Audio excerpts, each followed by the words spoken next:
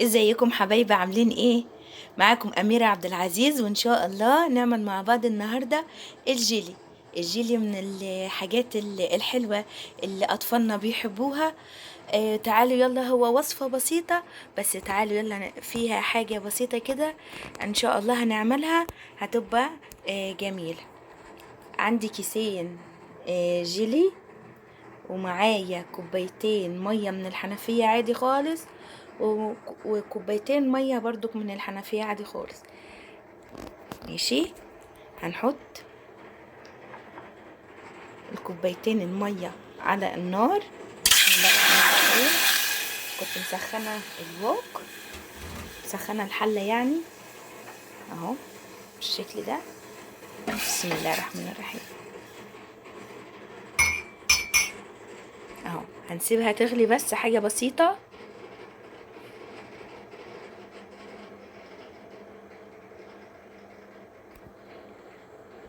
خلاص المية بدأت تغلي، هنحط بقى الجيلي ونطفي النار على طول. بسم الله الرحمن الرحيم.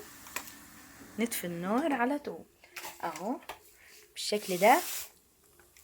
حبايبي كل كيس جيلي عليه كوباية مية بتغلي، معاهم بقى كوباية مية من الحنفية عادي خالص. نقلب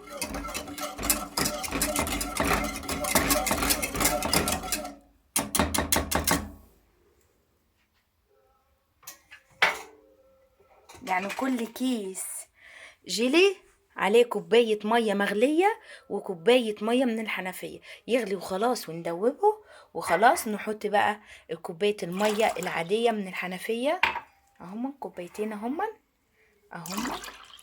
بالشكل ده.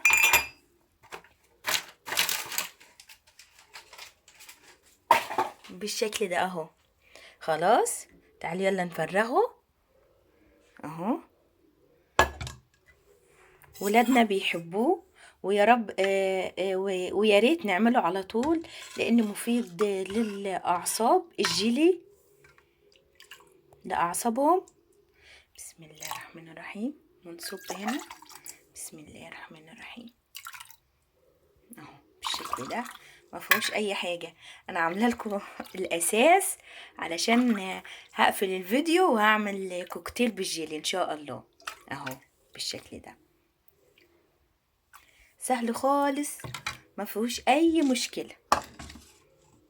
انا كنت مجهزه جيلي وعاملاه بالشكل ده اهو. ده النتيجه لما بيطلع اهو. بصوا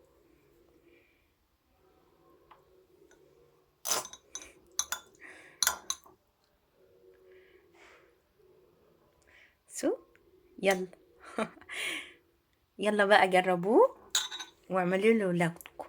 يا رب يكون الفيديو عجبكم.